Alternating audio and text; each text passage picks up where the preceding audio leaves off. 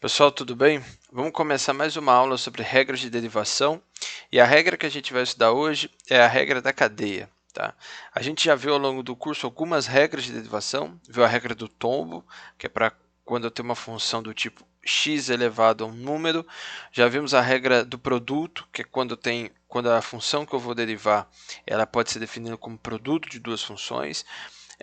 Vimos a regra do quociente, que é quando a função que eu vou derivar ela pode ser definida como quociente de duas funções. E a regra da cadeia ela é utilizada quando a minha função pode ser definida como a composição de duas funções. Tá? Então, quando a função que eu quero derivar é a composta de duas funções.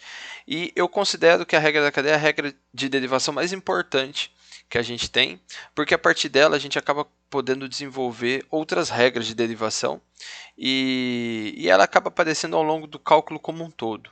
Então, compreender muito bem a aula de hoje, essa aula que está sendo gravada agora, ela é fundamental para que você consiga desenvolver bem o resto da disciplina e o resto da compreensão do cálculo.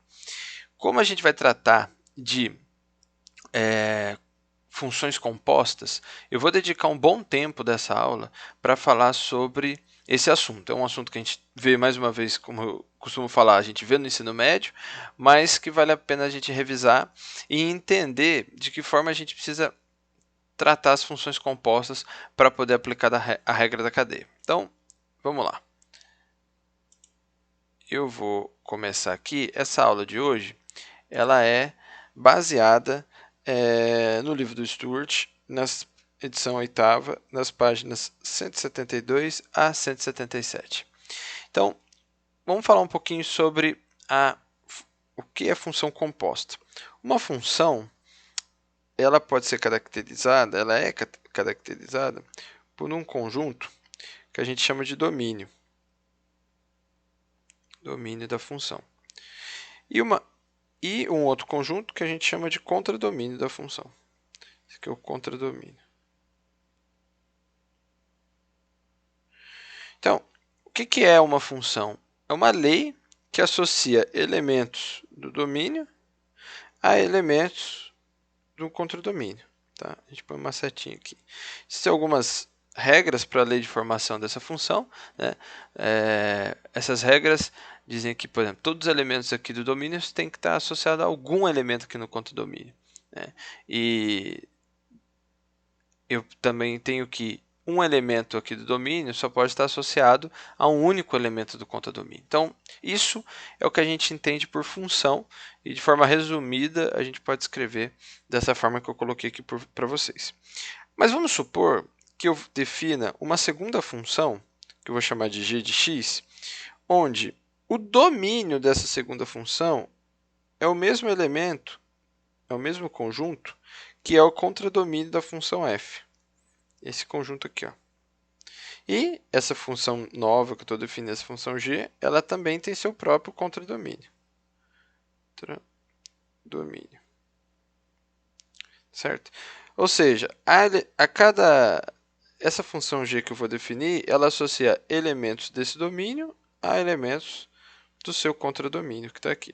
E essa é a minha função g. Deixa eu apagar isso aqui que não tem nada a ver. Então, essa função g ela associa elementos desse conjunto que está aqui. A gente pode até dar nome para esses conjuntos, né? Chamar esse conjunto aqui de conjunto A. Esse é o domínio da f. Esse aqui de conjunto B, que é o contradomínio da f, ao mesmo tempo é domínio da g. E esse aqui conjunto C, que é o contradomínio da função g. Então, eu tenho a função f que associa elementos de A em elementos de B, a função g que associa elementos de B em elementos de C. E se a gente for pensar, a partir dessas duas funções, eu estou criando, portanto, uma regra que associa elementos do conjunto A elementos do conjunto C. Né? Porque se esse elemento do conjunto A está associado a um ponto aqui e esse ponto está associado a esse outro ponto em C, então, no fundo, esse ponto A está associado a esse pontinho que está aqui no conjunto C.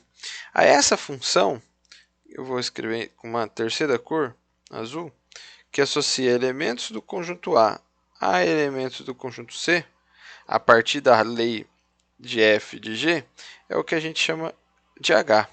E essa função h, nesse contexto, ela é uma função composta que a gente pode escrever com a notação de função composta, que a gente chama de g bola f.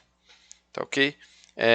Pensando que o elemento que está aqui no domínio é um x, a gente pode escrever então que o meu h de x é igual a g avaliado em f de x. Então, basicamente, essa é a estrutura de uma função composta. Isso pode parecer um pouco complicado quando a gente lida com esses domínios e contradomínios, mas isso vai ficar bem mais fácil quando a gente for tratar de exemplos. Mas basicamente é eu imaginar que a imagem dessa função f vai servir como entrada para essa função g.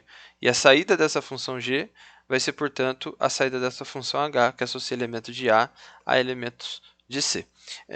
Outra coisa que vale a pena, a gente pode até escrever isso, né? Só para ficar um pouco mais claro, a minha função h é a função composta por f e g. Né?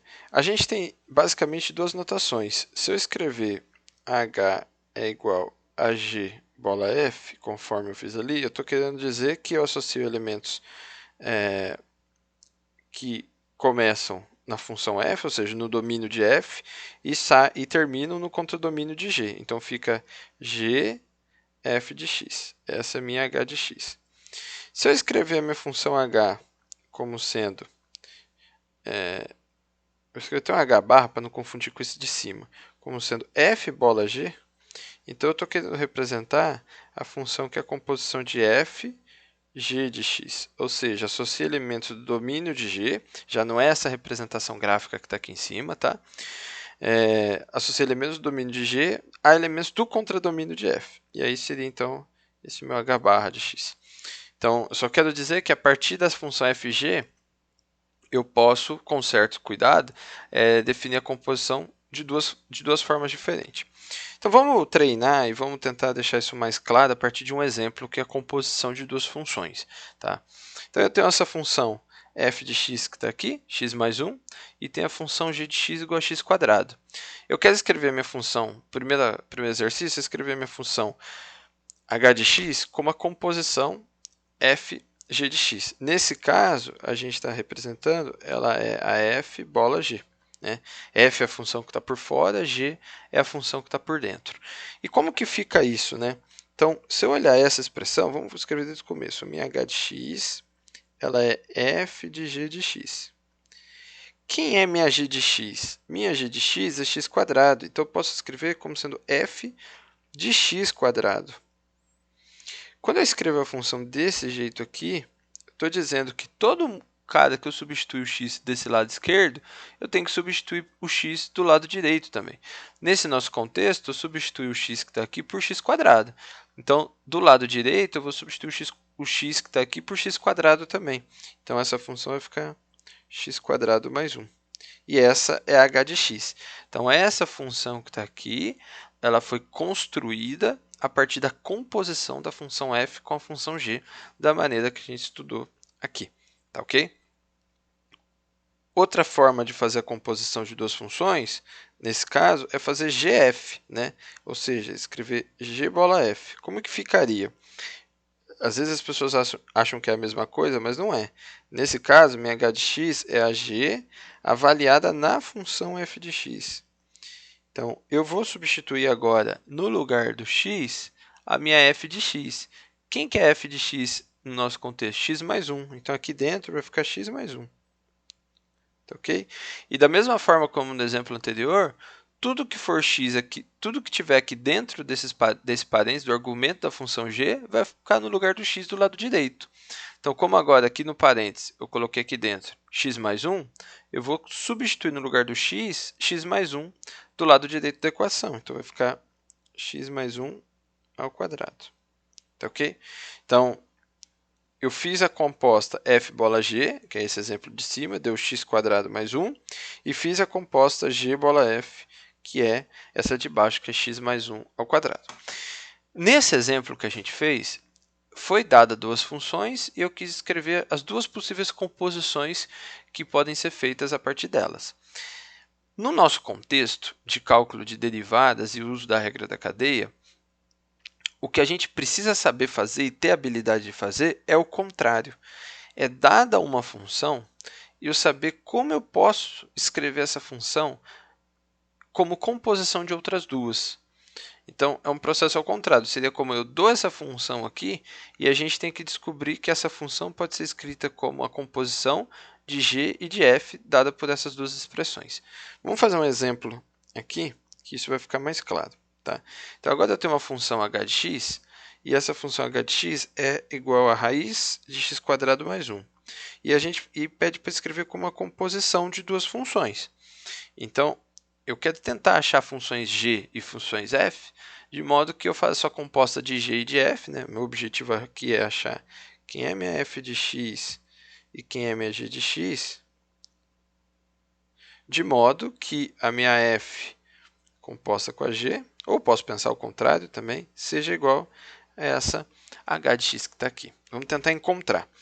Então, a gente pode ver, às vezes, isso nem tem apenas uma única resposta. E é esse o caso, não é uma única resposta.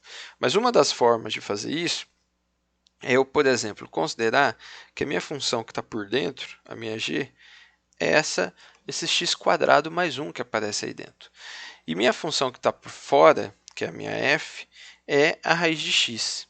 Então, se a gente escrever f de x igual a raiz de x, e escrever a minha g de x como sendo x² mais 1, tá certo? Eu escrevi duas funções aparentemente simples, e agora vamos verificar se a composição das duas, f g de x, coincide com a nossa h. Então, de novo, vou fazer aquele processo. Né? Eu vou pegar minha função f, que está aqui, e como dentro da função f eu vou pôr a g de x, quem é minha g de x? x² mais 1. Então, do lado direito, no lugar do x, eu vou pôr x² mais 1. Fica a raiz de x² mais 1, que é de fato a nossa função h de x lá do exemplo. Então, a resposta para esse exemplo seria exatamente essas duas funções que estão aqui. Essa função e essa função.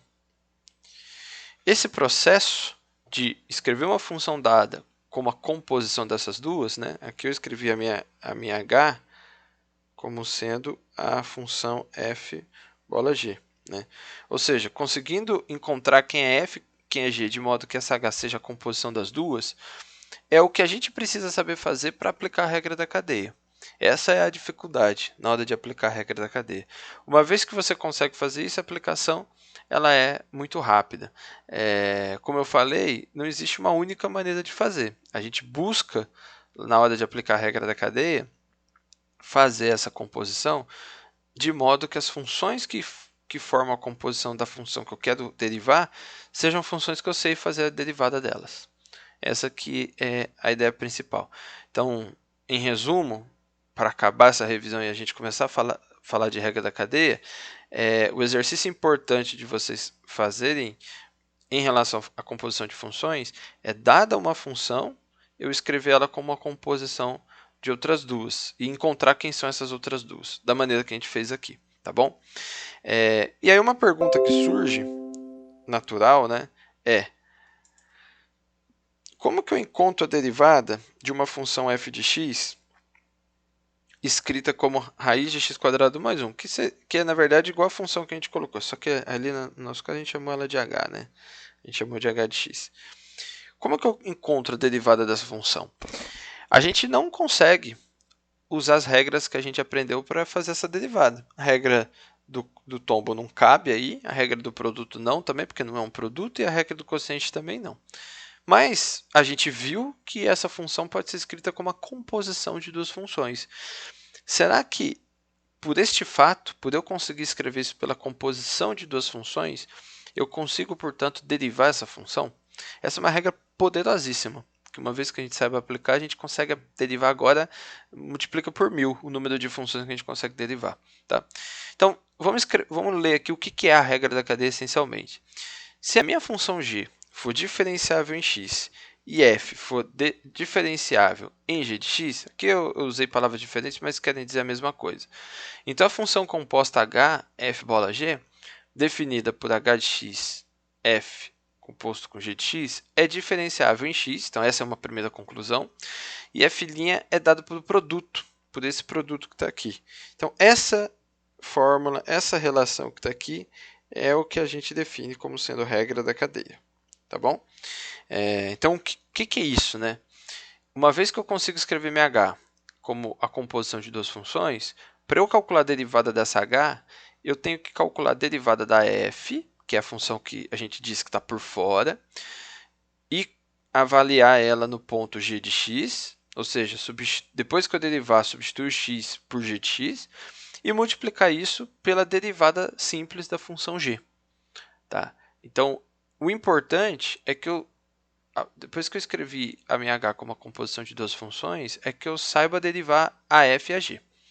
Tá bom?